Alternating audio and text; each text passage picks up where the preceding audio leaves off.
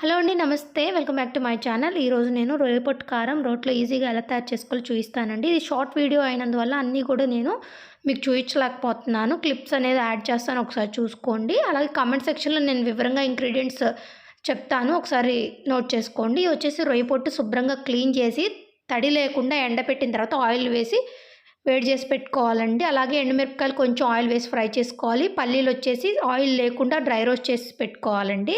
కరివేపాకు కారానికి మనం ఎలా అయితే తయారు చేసుకుంటామో అలాగే కరివేపాకు తీసుకొని ధనియాలు, జీలకర్ర డ్రై రోస్ట్ చేసుకొని ఆ 3 కలిపి ఇలా పౌడర్లా కొట్టుకోవాలి. తర్వాత ఇవి కూడా మనం పక్కకు తీసి పెట్టుకోవాలి. ఎందుకంటే ఇది చిన్న రోల్ అవ్వటం వల్ల ప్రతిదీ కూడా విడివిడిగా ఇండివిజువల్గా మనము రోట్లో దంచుకోవడం జరుగుతుందండి. కరివేపాకు చాలా ఎక్కువ క్వాంటిటీ తీసుకోవాలి, ఫ్లేవర్ మనకు బాగా తెలియాలన్నమాట. జీలకర్ర, ధనియాలు వేసి ఇలాగ పౌడర్లా చేసుకొని ఒక పెద్ద బేషన్ ఏదైతే ఉందో అది తీసి పక్కన పెట్టుకోవాలన్నమాట. ఈ పౌడర్ని బేషన్కి కూడా తడి లేకుండా చూసుకున్నట్లయితే మనకి ఎక్కువ రోజు పౌడర్ అనేది నిల్వ ఉంటుందండి. తడి తగిలితే మళ్ళీ ఏదైనా పాడవుతుంది. నెక్స్ట్ వచ్చేసి ఇలా రొయ్యలు అనేవి కూడా దంచి పెట్టుకోవాలి. మనం ఆల్రెడీ ఆయిల్లో ఫ్రై చేసి పెట్టుకున్నాం కాబట్టి ఇవి చాలా ఈజీగా పౌడర్ అనేది అయిపోతాయి అన్నమాట. కొంచెం ప్రతి దాంట్లో కూడా పౌడర్స్లో కూడా కొంచెం కొంచెం సాల్ట్ వేస్తూ ఆ క్వాంటిటీకి తగ్గంత సాల్ట్ వేస్తూ దంచి పక్కన పెట్టుకోవాలండి.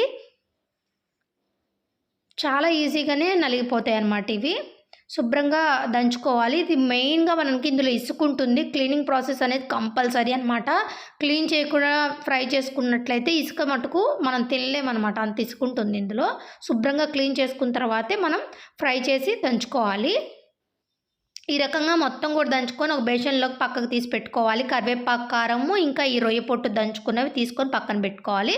తర్వాత ఎండుమిరపకాయలు ఒక పెద్ద బౌల్లో కానీ పెద్ద గుప్పెడంత సైజు, కొంచెం ధనియాలు, అలాగే పచ్చెనగపప్పు, మినప్పప్పు, ఎండు కొబ్బరి, చింతపండు ఒక చిన్న కొంచెం మన టేస్ట్కి సరిపడా కొంచెం వేస్తే సరిపోతుంది చింతపండు, వెల్లుల్లి వేసుకుంటూ దంచుకుంటూ ఆ పౌడర్ కూడా పక్కన పెట్టుకోవాలి.